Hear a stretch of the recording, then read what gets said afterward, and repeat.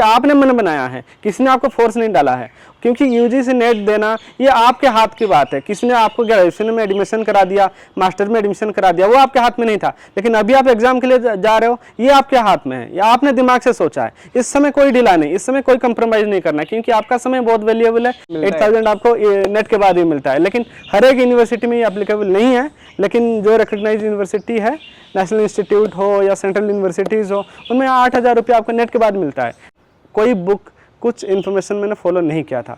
मैंने सबसे पहले समझा मेरा सिलेबस क्या है, मैथमेटिकल रीजनिंग के सिलेबस क्या है। उन सब विषयों को ना हमने पढ़ा हुआ है, 10th में पढ़ा होगा, 12th में पढ़ा होगा, बस उसको रिवाइज करने की ज़रूरत है। बस सबसे पहले आप सिलेबस को निकालिए, उसमें आपको कौन सा ईजी लग रहा है। डेटा इंटरप्रिटेशन है, डेटा इंटरप्रिटेशन के 5 सवाल होंगे, 5 क्वेश्चन है, 10 मार्क, कहीं नहीं जाएंगे। अगर आपका एक लाइन सही हो जाता है तो 4 या 5 सही होने का चांसेस है। अगर मैं ऑनेस्टली बताऊं, ना कि पेपर 1 ना पेपर 2, दोनों के लिए मैंने किसी एक भी सब्जेक्ट के लिए कोचिंग लिया ही नहीं था। आपको रुकना नहीं है। अगर आप रुक गए इसका मतलब हार गए। आपने अगर कोशिश नहीं किया, वहीं पर आपकी हार है। आप लगातार कंटिन्यूसली आप कोशिश करते रहिए। आप सभी योग के स्टूडेंट्स हैं तो आपने पतंजलि योग सूत्र जरूर पढ़ी होगी। उसमें कहा गया है अभ्यास वैराग्याभ्यम तन्निरोधः। डिफिकल्ट पार्ट को कवर करूं या आसान पार्ट को कवर करूं, जिसको आप जल्दी कवर कर सकते हैं आप पकड़ लीजिए कि इजी पार्ट है, इजी यूनिट्स है, उनको सबसे पहले पढ़ना शुरू करिए और अच्छे से पढ़िए। टाइम पास के लिए नहीं पढ़ना है, क्योंकि एस्टैब्लिश्ड है। तो मैं उड़ीसा से आकर बेंगलोर में पढ़ाई किया और ग्रेजुएशन किया सबसे पहले, फिर मैंने मास्टर किया। खुद से ही निकाल डाला, क्योंकि आज तक मैं जितने भी फ्रेंड से मिला हूँ वो यही कहते हैं कि नहीं, हमने तो 10 से 15 दिन या 1 महीने में खुद से ही कर डाला। अगर मैं ऑनेस्टली बताऊं, ना कि पेपर 1 ना पेपर 2, दोनों के लिए मैंने किसी एक भी सब्जेक्ट के लिए कोचिंग लिया ही नहीं था। और मेरा स्ट्रैटेजी बिल्कुल क्लीन था। जो मेरा सिलेबस है बस उसको पढूं। पेपर 1 सबसे पहले क्या होता है, जो योगा के स्टूडेंट्स होते हैं पेपर 1 में उतना ज़्यादा उनका स्ट्रॉन्ग होल्ड नहीं होता है। लेकिन पेपर 2 एक स्ट्रैटेजी मैंने अपनाया कि जो पेपर 2 है, मेरा जो स्ट्रॉन्ग एरिया है उसको इतना मैं स्ट्रॉन्ग करूं, उसमें अगर कुछ भी मेरा लैकिंग है तो इसी से ही मैं कवर कर दूं। आप रिसर्च पढ़ने के बाद आप एज ए रिसर्चर काम कर सकते हैं, एज एन एकेडमिशियन काम कर सकते हैं, टीचर बन सकते हैं, फ्रीलांसर बन सकते हैं। विदेशों में बहुत बढ़िया स्कोप है, विदेश में जा सकते हैं। तो बहुत सारे स्कोप है इसमें। नमस्ते दोस्तों, मैं हूं शिवम दिवाकर और अक्सर आपके लिए वीडियो बनाता रहता हूं। बहुत सारे स्टूडेंट हमें ये कह रहे थे कि भैया आप उन स्टूडेंट के साथ में वीडियो जरूर बनाइए जिन्होंने नेट क्वालिफाई किया हो योगा सब्जेक्ट से। आज की वीडियो में हमारे साथ में एक सर हैं और इनका नाम है अनंत गोपाल। इन्होंने योगा से नेट क्वालिफाई किया था 2018 में। सर आपका बहुत बहुत स्वागत है। थैंक यू बहुत सर, बहुत सारे स्टूडेंट हमें ये कहते हैं कि आप उन्हीं स्टूडेंट से ज़रूर मिलो जिन्होंने योगा सब्जेक्ट से JRF या नेट क्वालिफाई किया हो। तो आज आप सबसे पहली बात तो नए स्टूडेंट के लिए आए, इसके लिए मैं आपका फिर से शुक्रिया करना चाहूँगा। सबसे पहला मेरा आपसे सवाल ये है कि आप कहाँ से हैं और आपने योगा ही सब्जेक्ट क्यों सिलेक्ट किया था कि हम नेट करते हैं इससे।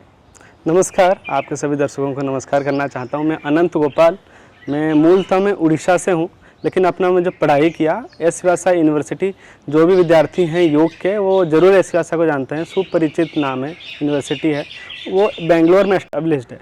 तो मैं उड़ीसा से आकर बेंगलोर में पढ़ाई किया और ग्रेजुएशन किया सबसे पहले, फिर मैंने मास्टर किया। 2017 to 19 के बीच में मेरा मास्टर हुआ योग में। फिर 2018 में by the grace of God कह सकते हैं मेरा नेट में क्वालिफाई फर्स्ट अटेम्प्ट में हो गया।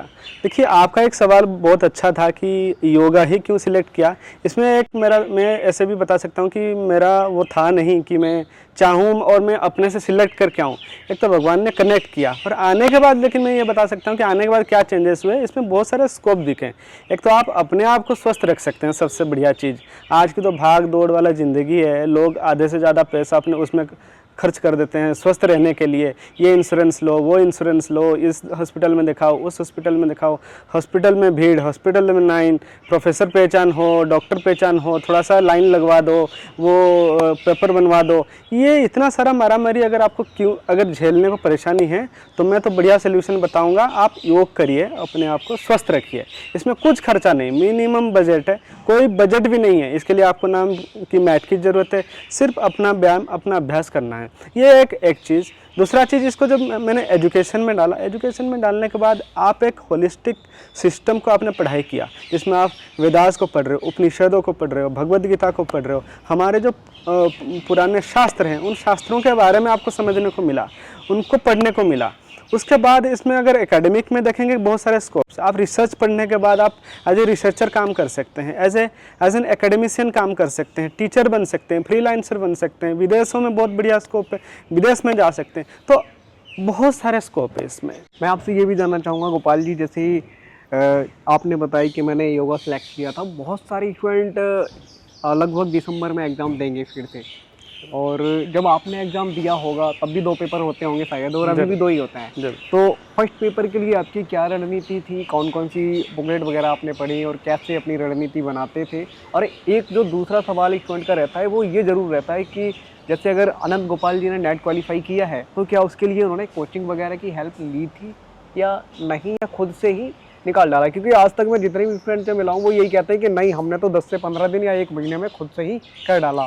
अगर मैं ऑनेस्टली बताऊं, ना कि पेपर 1 ना पेपर 2 दोनों के लिए मैंने किसी एक भी सब्जेक्ट के लिए कोचिंग लिया ही नहीं था, और मेरा स्ट्रैटेजी बिल्कुल क्लीन था। जो मेरा सिलेबस है बस उसको पढूं। पेपर 1 सबसे पहले क्या होता है, जो योगा के स्टूडेंट्स होते हैं पेपर 1 में उतना ज़्यादा उनका स्ट्रॉन्ग होल्ड नहीं होता है, लेकिन पेपर 2 एक स्ट्रैटेजी मैंने अपनाया कि जो पेपर 2 है मेरा जो स्ट्रॉन्ग एरिया है उसको इतना मैं स्ट्रॉन्ग करूँ, उसमें अगर कुछ भी मेरा लैकिंग है तो इसी से ही मैं कवर कर दूँ। ये मेरा एक स्ट्रैटेजी था। और पेपर 1 के लिए इतना भी ढीला ना छोड़ दूं कि बिल्कुल ही माइनस में चला जाऊं। उसमें मेरा स्ट्रैटेजी था 40 to 50% आ जाए, और मुझे 40 to 50% आ गए पेपर 1 से। और पेपर 2 के लिए मेरा टारगेट था कि इसको इतना स्ट्रॉन्ग बनाऊं ताकि ये पूरा कंपनसेट कर दे मेरा पेपर 1 में जितना माइनस होगा। तो पेपर 2 को मैंने बहुत अच्छे से समझा, उसका जो सिलेबस था उस सिलेबस को पूरा फॉलो किया मैंने। और एक तो आप MSc किया हुआ होगा या MA किया होगा आपने योग में, जो मास्टर डिग्री है, मास्टर डिग्री की पढ़ाई की होगी। अगर आपने मास्टर डिग्री पढ़ाई नहीं की तो वहाँ पर डाउट पैदा होता है। अगर आपने मास्टर को अच्छे से पढ़ाई किया है, मास्टर की जो सिलेबस है उसको अच्छे से पढ़ाई किया है, तो आपको आसान हो जाता है। अगर आपने पढ़ाई नहीं भी किया है लेकिन इस समय आपने मन बनाया कि अभी मैं पढ़ूंगा या पढ़ूंगी और अच्छे से मुझे निकालना है, तो उसके लिए भी आपको बिल्कुल डरना नहीं, बस अपना सिलेबस निकालिए। क्या है सिलेबस? Net JRF। आप जाएंगे वेबसाइट में, नेट JRF की वेबसाइट में, UGC नेट में सिलेबस को डाउनलोड करिए और यूनिट वाइज पढ़ना शुरू कर दीजिए। सबसे पहले आप अपना स्ट्रैटेजी बनाइए कि मैं डिफ़िकल्ट पार्ट को कवर करूं या आसान पार्ट को कवर करूं। जिसको आप जल्दी कवर कर सकते हैं आप पकड़ लीजिए कि इजी पार्ट है, इजी यूनिट्स है, उनको सबसे पहले पढ़ना शुरू करिए और अच्छे से पढ़िए। टाइम पास के लिए नहीं पढ़ना है, क्योंकि आपने मन बनाया है, किसी ने आपको फोर्स नहीं डाला है। क्योंकि UGC नेट देना ये आपके हाथ की बात है। किसी ने आपको ग्रेजुएशन में एडमिशन करा दिया, मास्टर में एडमिशन करा दिया, वो आपके हाथ में नहीं था, लेकिन अभी आप एग्जाम के लिए जा रहे हो, ये आपके हाथ में है, या आपने दिमाग से सोचा है। इस समय कोई ढीला नहीं, इस समय कोई कंप्रोमाइज़ नहीं करना है, क्योंकि आपका समय बहुत वैल्यूएबल है। इसमें अच्छे से समय लगाइए। 2 घंटा पढ़ाई करना है, 2 घंटे पढ़ाई करिए, लेकिन बिल्कुल अच्छे से पढ़ाई करिए। कोई इधर उधर के कोई स्ट्रैटेजी नहीं, इसमें कोई टोटका नहीं, कुछ नहीं, कोई जादू मंत्र कुछ करने की जरूरत नहीं। बिल्कुल आप अपना सिलेबस निकालिए, बिल्कुल आसान तरीका। उसके वाइज जो नोट्स है, नोट्स अवेलेबल नहीं है तो नोट्स आप कलेक्ट करिए। कहाँ से कर सकते हैं? आपके सीनियर्स होंगे, मास्टर पढ़ाई किया तो आपके सीनियर्स होंगे, आपके जूनियर्स होंगे, तो उनसे आप कलेक्ट करिए इन्फॉर्मेशन। और ये इन्फॉर्मेशन को आपको वेरीफाई करना है, ये इंटरनेट से डाउनलोडेड नहीं है। किसी आप कोई भी एक प्रॉपर इंस्टीट्यूशन जो रिकॉग्नाइज्ड रेप्यूटेड इंस्टीट्यूशन है, यूनिवर्सिटी है, जैसे कुछ रेप्यूटेड यूनिवर्सिटी के नाम बता देता हूँ। S Vyasa university, Morarji Desai institute है, इस तरीके से कैवल्य धाम है, इस तरीके से कुछ रेप्यूटेड यूनिवर्सिटी है, आप उनके नोट्स को फॉलो करिए। नहीं तो जो क्वालिफाइड JRF स्टूडेंट्स हैं, नेट क्वालिफाई किया हुआ है, उन लोगों को आप कम्युनिकेट करिए, उनसे आप नोट्स पे कलेक्ट करके पढ़ाई करना शुरू करिए। आपको डाउट होगा कि कहाँ से करूँगा, मेरे कॉन्टैक्ट में नहीं, आप मुझे संपर्क करिए। मेरे पास 100,000 स्टूडेंट्स हैं जो मेरे टच में हैं, मुझे कॉन्टैक्ट करेंगे, मैं आपको व्हाट्सएप में भेज दूंगा, मेल में भेज दूंगा इन्फॉर्मेशन। तो सबसे पहले उसके लिए आपको बिल्कुल परेशान नहीं है, मेरे पास वो इन्फॉर्मेशन नहीं है, मुझे कोचिंग लेने की जरूरत है, कुछ नहीं, सब अवेलेबल है आज के टाइम, बस आप मन बनाना जरूरी है। ओके सर, जैसे कि आपने बताया कि जिन स्टूडेंट को अगर कुछ पूछना है तो आप बताएंगे, तो वो आपसे कहाँ कनेक्ट हो सकते हैं? क्योंकि बहुत सारे स्टूडेंट ज़रूर आपसे कनेक्ट होंगे इंस्टाग्राम पे, या फिर आपका कोई कॉन्टैक्ट नंबर जो आप मुझे देंगे वो डिस्क्रिप्शन बॉक्स में मैं डालूँ, कहाँ पे कनेक्ट होंगे वो स्टूडेंट? आप कॉन्टैक्ट नंबर भी जरूर दे सकते हैं, डिस्प्ले कर सकते हैं इस वीडियो में जब आप रिलीज़ करेंगे। मेरा नंबर जरूर आप दे दीजिएगा। मेल ID भी है, और इंस्टाग्राम में, सोशल मीडिया में आजकल तो सारे बच्चे हैं, 14 से 15 साल, 10-12 साल के बच्चे भी सोशल मीडिया में हैं, तो हम भी हैं। तो सोशल मीडिया में भी कनेक्ट कर सकते हैं। अनंत गोपाल के नाम से आप इंस्टा में सर्च कर सकते हैं, फेसबुक में सर्च कर सकते हैं। आप किसी भी माध्यम से आप कनेक्ट होइए तो हम जरूर रिप्लाई करेंगे। बहुत सारी स्टूडेंट जो हमें कहते रहते हैं भैया किसी उन्हीं स्टूडेंट से बात करा दो जिन्होंने क्वालिफाई किया है। तो सर ने अब हमें परमिशन दे दी है। हम डिस्क्रिप्शन बॉक्स में सर का आईडी का लिंक भी डाल देंगे, नंबर भी डाल देंगे, अब वहाँ से कॉल कर सकते हैं। एक चीज़ और मैं आपसे जानना चाहूँगा सर, जिसका फर्स्ट अटैम्प्ट में नहीं होता है, जैसे आपका हो गया था, सेकंड में भी नहीं होता है, थर्ड में भी नहीं होता है, तो वो लोग काफ़ी डिमोटिवेट हो जाते हैं कि यार अब नहीं हो रहा है, पता नहीं क्या हो गया है मुझे, और काफ़ी निराश रहने लगते हैं। आप उनको क्या कहना चाहेंगे? हार मान जाते हैं। देखिए वो आपके हाथ में नहीं था, मैं समझ सकता हूँ। और क्वालिफाई करना नहीं क्वालिफाई होना, इसके पीछे बहुत सारे स्ट्रैटेजी है, बहुत सारे रीजंस भी हो सकते हैं नहीं हुआ है, लेकिन आपको रुकना नहीं है। अगर आप रुक गए इसका मतलब हार गए। आपने अगर कोशिश नहीं किया वहीं पर आपकी हार है। आप लगातार कंटिन्यूसली आप कोशिश करते रहिए। आप सभी योग के स्टूडेंट्स हैं तो आपने पतंजलि योग सूत्र जरूर पढ़ी होगी। उसमें कहा गया है अभ्यास वैराग्याभ्यम तन्निरोध। अभ्यास, आपका अभ्यास होना जरूरी है। अभ्यास किस चीज़ के अभ्यास? एक तो पढ़ाई की अभ्यास और एक एग्जाम देने की भी अभ्यास होना चाहिए। अगर आप एक एग्जाम में आप फेल हो गए या क्वालिफाई नहीं कर पाए, आप फेल्यूर नहीं हुए हैं, आपने कोशिश किया, वहाँ पर कुछ इन्फॉर्मेशन कलेक्ट किया और वहाँ से आपका लर्निंग है कि मुझे नेक्स्ट टाइम के लिए स्ट्रैटेजी इस तरीके से बनाना है। आप अपने स्ट्रैटेजी बदलिए, आप अपने आप को इम्प्रूव करिए और अभ्यास उस तरीके से करिए जैसे हमारे टेक्स्ट ने बताया, सतो दीर्घ काल नैरंतर्य सत्कारा सेवित दृढ़ भूमि ही। अगर आपको दृढ़ता पाना है, सफलता पाना है, सतु दीर्घ काल, लंबे समय तक आप अभ्यास करिए। सतु दीर्घ काल नैरंतर्य मतलब निरंतर, बिल्कुल बीच में स्टॉपेज नहीं देना है। सत्कारा सेवित मतलब स्व इच्छा से, प्रेम भाव से, श्रद्धा से, श्रद्धावान लभते ज्ञानम। श्रद्धा से करेंगे आपको ज्ञान प्राप्त होगा, ज्ञान से आपको सफलता प्राप्त होगा, बिल्कुल कोई संदेह नहीं है।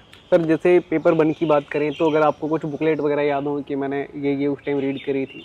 पेपर 1 के लिए भी अगर बताऊँ ना, मैंने कुछ पेपर, कोई बुक, कुछ इन्फॉर्मेशन मैंने फॉलो नहीं किया था। मैंने सबसे पहले समझा मेरा सिलेबस क्या है, मैथमेटिकल रीजनिंग के सिलेबस क्या है, उन सब विषयों को ना हमने पढ़ा हुआ है। 10th में पढ़ा होगा, 12th में पढ़ा होगा, बस उसको रिवाइज करने की ज़रूरत है। बस सबसे पहले आप सिलेबस को निकालिए, उसमें आपको कौन सा इजी लग रहा है। डेटा इंटरप्रिटेशन है, डेटा इंटरप्रिटेशन के 5 सवाल होंगे, 5 क्वेश्चन है, 10 मार्क, कहीं नहीं जाएंगे। अगर आपका एक लाइन सही हो जाता है तो 4 या 5 सही होने का चांसेस है। डेटा इंटरप्रिटेशन चला गया तो लॉजिकल रीजनिंग है, लॉजिकल रीजनिंग में एक सवाल सही हो जाता है, उसमें कुछ फार्मूलाज है, कुछ सूत्रज हैं, उन सूत्रों को अगर आप फॉलो कर लेते हैं, उन सूत्रज को, फार्मूला को आप समझ जाते हैं तो आपके लिए बहुत आसान हो जाता है। तो इसके लिए कोई किताब पढ़ने के लिए ज़रूरत नहीं है। किताब से बढ़िया आपके पास बहुत सारे ऐसे टूल्स है, बहुत सारे ऐसे प्लेटफॉर्म्स है जहाँ से आप पढ़ाई कर सकते हैं। पेपर 1 के लिए फिर भी अगर आपको लगता है कि मुझे पढ़ाई करना ज़रूरी है तो कुछ ऑनलाइन प्लेटफॉर्म्स है, जैसे अनअकैडमी है, बाइजूस हैं, वहाँ पर पेपर 1 के लिए ले सकते हैं। लेकिन ऐसा नहीं है, सब कुछ आपके ऊपर डिपेंड करता है, आप कितना अभ्यास कर रहे हैं। वो तो एक बार आपको इन्फॉर्मेशन देकर चले जाएंगे, एक बार आपको बता देंगे, लेकिन आप निरंतर, आप रेगुलरली कितना प्रैक्टिस करते हैं। आप सबके लिए स्ट्रैटेजी अलग होता है, आप अपने आप को बहुत अच्छे से पहचान सकते हैं, मेरे लिए क्या स्ट्रैटेजी बेस्ट है, मैं उस तरीके से बनाऊंगा। इसलिए मैं जितने सारे दर्शक है, या अगर आप विद्यार्थी हैं, आप परीक्षा में सफलता प्राप्त करना चाहते हैं तो आपका स्ट्रैटेजी खुद का होगा और आप अपना खुद का जो स्ट्रेंथ है, लिमिटेशंस है, उसके हिसाब से आप अपना स्ट्रैटेजी बनाएंगे। पेपर 2 के लिए भी ऐसा ही था, बिल्कुल सेम। पेपर 2 के लिए भी सबसे पहले मैंने सिलेबस किया, और इसके लिए क्या है, एक स्ट्रॉन्ग पॉइंट होता है, ये हमारा सब्जेक्ट होता है, तो इसमें ये हमारा सब्जेक्ट है, हमने खुद पढ़ाई किया है, तो पढ़ाई किया है तो कहीं ना कहीं किसी ना किसी कॉर्नर ऑफ द मेमोरी में वो स्टोर है, बस उसको एक बार रिवाइज करने की जरूरत है। सिलेबस देखते ही सबसे पहले अगर आपने सिलेबस को रट लिया तो 20 to 30% आपका हो गया। सिलेबस के वाइज आप बिल्कुल स्टेप वाइज जाइए तो 50% हो जाएगा। बस और 50% के लिए आपको पढ़ना है, थोड़ा सा नोट्स पलटने की ज़रूरत है, बस आसान है। सबसे पहले दिमाग से निकालिए कि बहुत कठिन है, मुझे किसी से कोचिंग चाहिए, मुझे किसी से गाइडेंस चाहिए, बिल्कुल ऐसा नहीं है। आप ऐसे भी मत सोचिए कि सिर्फ नेट हो जाएगा तो क्या हो जाएगा। नेट होने के बाद ही आपको स्कॉलरशिप मिलने का प्रावधान है, आपको पता होना चाहिए। नेट अगर क्लियर है, यूनिवर्सिटी यूजीसी के अंडर आती है यूनिवर्सिटी, तो फिर भी 8,000 आपको स्कॉलरशिप मिलती है। 8,000 आपको नेट के बाद ही मिलता है, लेकिन हर एक यूनिवर्सिटी में ये एप्लीकेबल नहीं है। लेकिन जो रिकग्नाइज यूनिवर्सिटी है, नेशनल इंस्टीट्यूट हो या सेंट्रल यूनिवर्सिटीज़ हो, उनमें 8,000 रुपये आपको नेट के बाद मिलता है। JRF के बाद तो आपको मिलता ही मिलता है। 3 साल के लिए JRF, 2 साल के लिए SRF, अच्छा अमाउंट मिलता है। ओके, आपसे मैं एक सवाल और जानना चाहूँगा, आप फैमिली में सबसे बड़े हैं या फिर छोटे हैं, और आपकी हॉबी क्या है? फैमिली में मैं छोटा हूँ, सेकंड सन हूँ मैं, हम 2 भाई हैं। और हॉबीज़ ऐसे देखा जाए तो खेलना मुझे बहुत पसंद है, क्योंकि खेल को ना आप योग के साथ जोड़ सकते हैं। खेल एक तरह का ध्यान, एक तरह का कंसंट्रेशन है। विवेकानंद जी कहते थे, कोई भी उनके पास आते थे तो सबसे पहले बताते थे कि आप जाके फुटबॉल खेल के आइए। लोग समझते थे फुटबॉल में क्या है। आप सबसे पहले अपना कंसंट्रेशन को डेवलप करना चाहते हैं, आप अपने हॉबीज़ को फॉलो करिए।